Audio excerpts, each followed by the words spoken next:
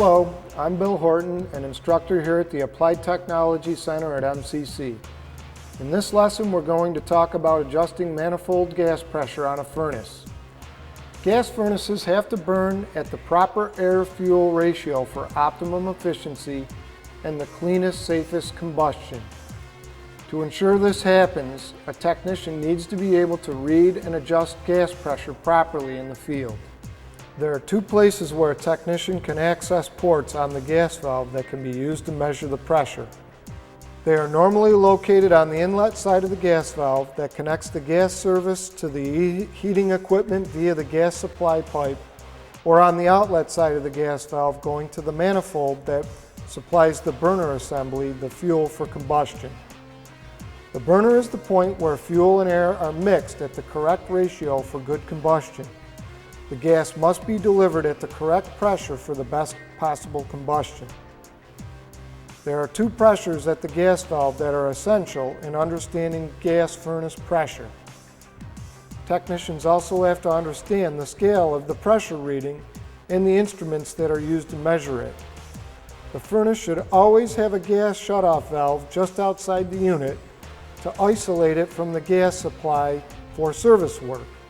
This shutoff valve, which is often called a gas cock, should be followed by a union fitting, which allows gas piping to be disassembled without taking all the supply system apart. It should also have a gas trap off the bottom of a T-fitting at the inlet to the furnace gas valve. The gas trap will catch any foreign debris from reaching the gas valve, which might cause it to stick open. When we begin to consider gas pressure, we first have to understand that the pressure we are dealing with is a very small amount. It is much less than 1 psi in most cases. Therefore, a smaller scale of measurement called inches of water column is used to quantify the pressure itself. A pressure of 1 psi can lift a column of water 2.31 feet into the air.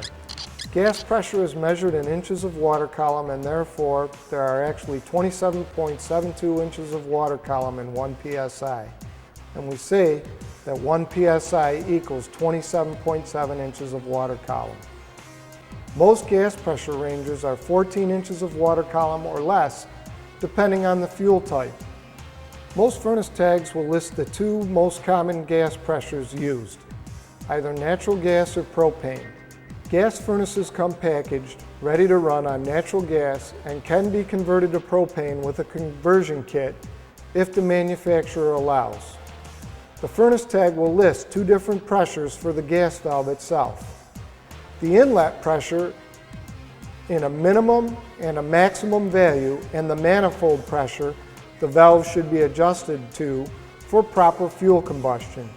Note that the inlet pressure is rated in a range between a minimum and maximum value, while the manifold pressure will be one specific value. You will get two individual sets of values for natural gas and propane for inlet and manifold pressure. For the gas valve to be able to adjust to the correct pressure, the minimum inlet pressure must be available while not exceeding the maximum inlet pressure, which could damage the gas valve if it is exceeded. The pressure at the inlet of the gas valve is adjusted by the gas service provider from the point of service to the structure. Gas is brought to the structure from a high pressure service, which will be measured in psi, but is regulated down to less than a psi by the utility company with a service regulator outside the structure. Utility companies are responsible for the service up to the building regulator that they install and adjust. Regulators are devices that are used to decrease pressure as a fluid passes through it and are always found on gas services to buildings to control the delivery pressure to the structure itself. The customer and the service technician are responsible for handling all of the rest of the gas service after the service regulator. The instruments technicians use to verify these lower pressures are called manometers. They are either electronic or fluid types that actually use water on a scaled column or oil. I've just got water here. Water and oil types are scaled differently. The fluid type manometers need to be filled to a reading of 0 before using them. I like the water type the best, but the electronic types are gaining wide popularity in the field today.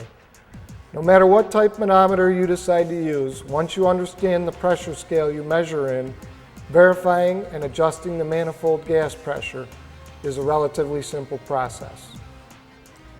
Gas valves have access ports at the inlet and outlet of the gas valve to measure the incoming supply pressure and the outgoing manifold pressure. They are typically marked with an indicator stamped on the valve body as in, out, or an arrow.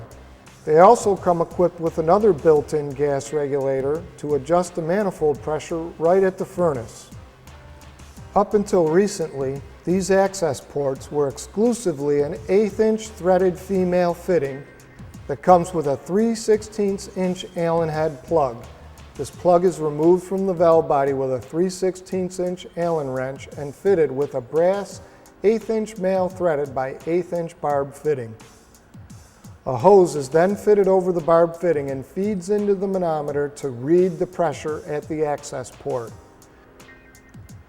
Newer valves often come with a smaller Allen style fitting screw, which is turned counterclockwise 1 full turn without removing the screw. This 3/32" Allen head screw head is surrounded by a built-up shoulder that a 1/4" inside diameter hose fits over without a brass barb fitting to get a pressure reading at the access port. To measure the gas pressure at the inlet of the gas valve, you close the main gas shutoff valve at the furnace.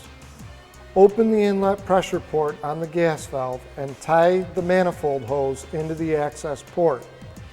If you have the old style access port, make sure you put the plug in a safe place that it won't get lost while you're taking the pressure reading.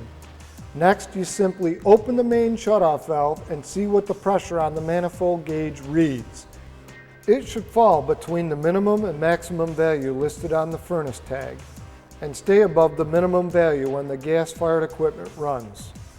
The manifold pressure reading is taken the exact same way, but you have to get the reading on the outlet side of the gas valve with the gas valve energized and the burners running.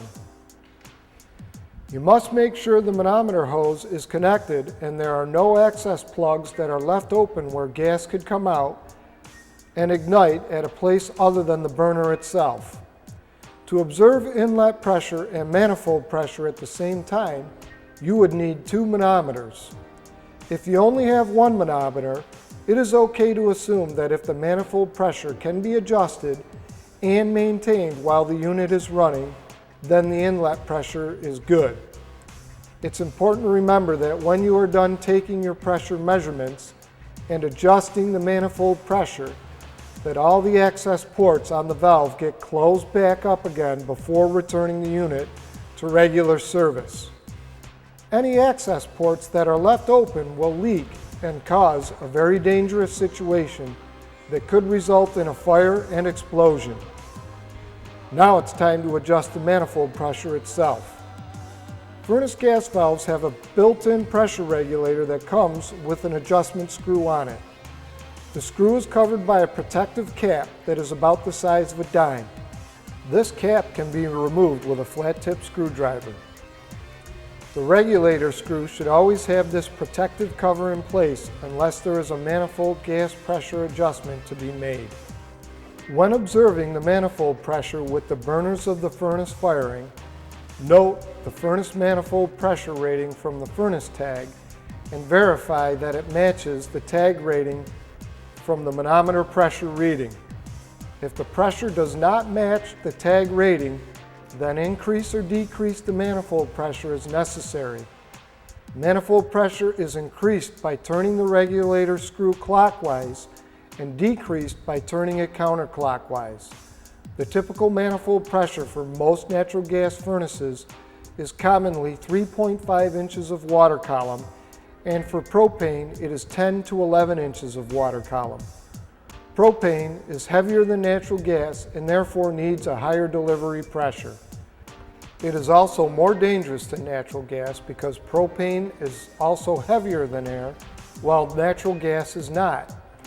When natural gas leaks on a system, it will float away in the air. If a propane leak develops on a system, it will pool up in low spots and can accumulate to dangerous levels until ignited by an unwanted ignition source. So again, the most important part of checking gas pressure is making sure all the access ports that are open for obtaining pressure readings are closed off again before returning the furnace to regular service. You should all know how to correctly determine and adjust manifold gas pressure.